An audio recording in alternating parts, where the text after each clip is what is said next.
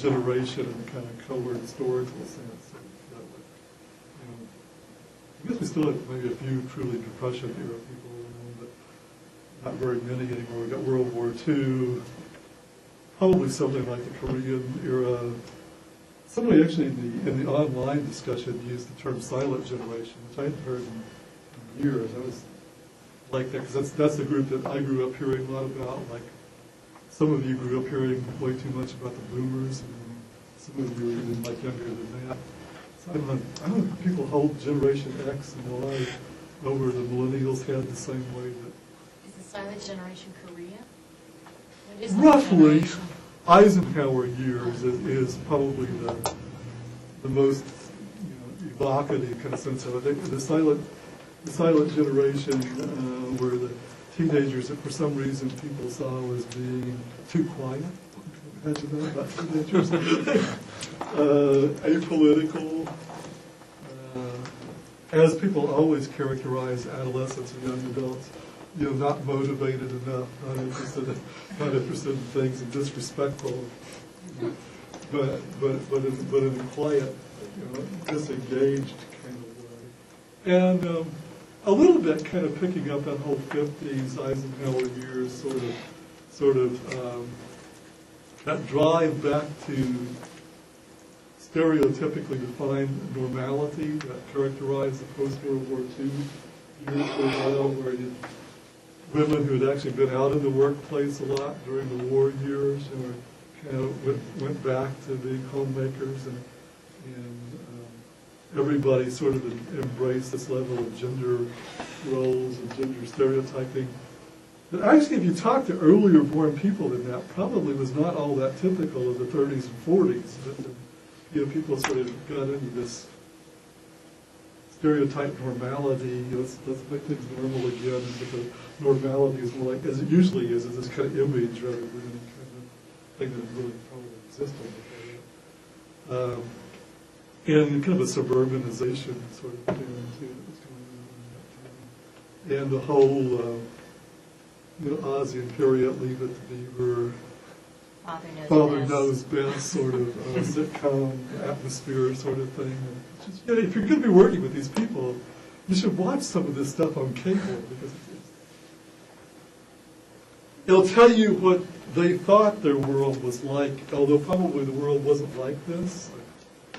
One morning some years ago, I was commuting into work, and NPR was interviewing some of the guys who had written the scripts for these sitcoms, and they were talking about how unreal it all was, because they were like at home fighting with their wife and kids and struggling with life the way everybody does, from generation to generation, and then they were going in and writing these normal, happy family scenarios where everything gets solved in 20 minutes with commercials, and the kids and the wife all respect Dad and look up to him, which wasn't, these were all guys, script writers. This wasn't their personal experience at home, but they went to work and wrote about life the way they wished it was, or the way the producers told them that they wanted it to be.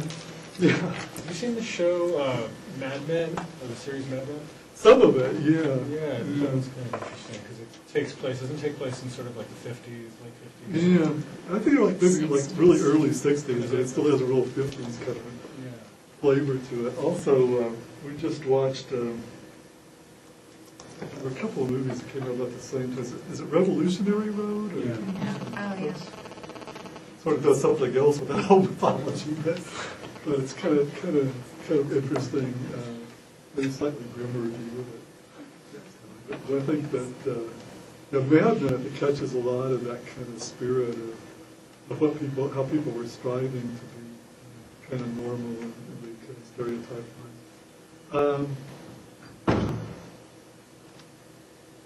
Anybody remember where I was going before I started this fascinating digression? Generations. We're talking about the difference between cohorts and generations. Cohorts and generations. Oh, what we think they are and so forth.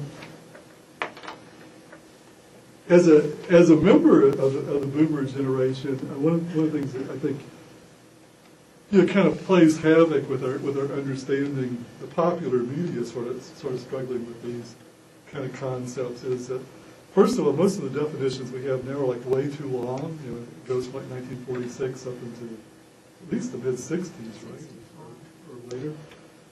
And since I grew up in this, with this, being told I was a member of this baby boom thing, I can also remember that back in the 60s when I first started reading about this, it actually like stopped, I think, before 1960. And so like the end point of the boomers has kind of shifted upwards in time as time has gone by.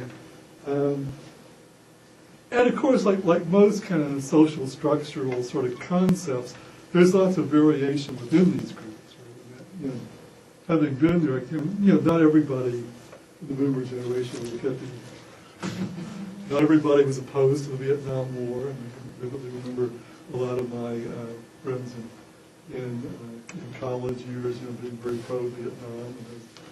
So, you know, there's a lot of political diversity. I think people have lumped in the discussions of this several distinct kind of groups too.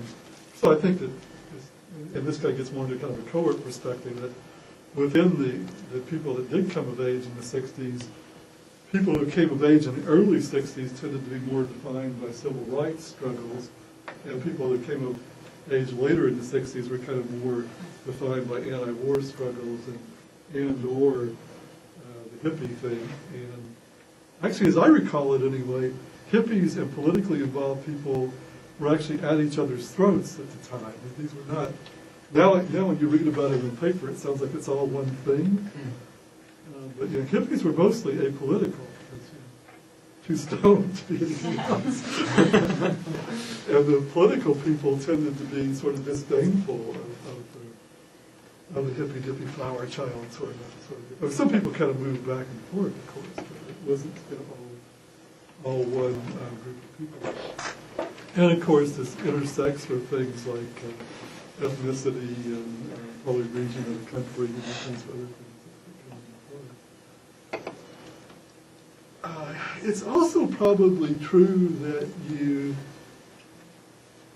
sometimes these things sort of get shaped by advertising and media sort of contemporaneously, but I think there's also some truth to the idea. You may not really get a sense of what your own cohort is going to, how you're going to identify yourself until you're on into your 30s or maybe even closer to 40, that kind of becomes clear, like what the defining moments of your generation are going to turn out to be, or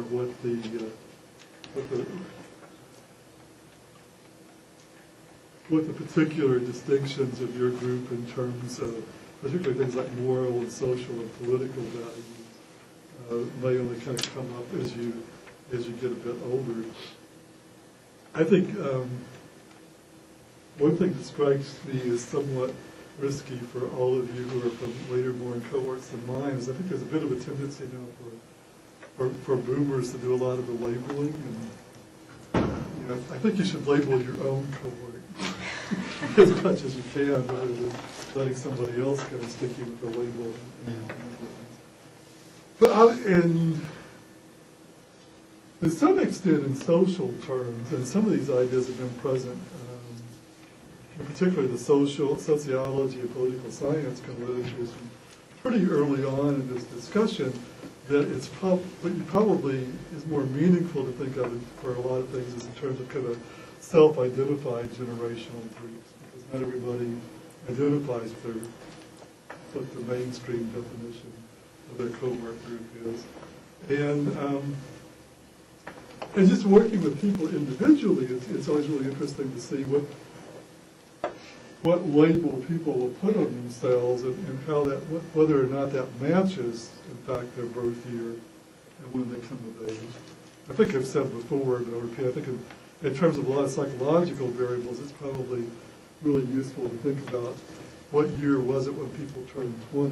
So thinking about like birth year plus 20 gives you kind of an interesting marker for, I think it'll sort of at least roughly plug into what general, if there is such a thing as cohort personality and cohort values, musical tastes, etc., kind of tend to be somewhere around young adulthood.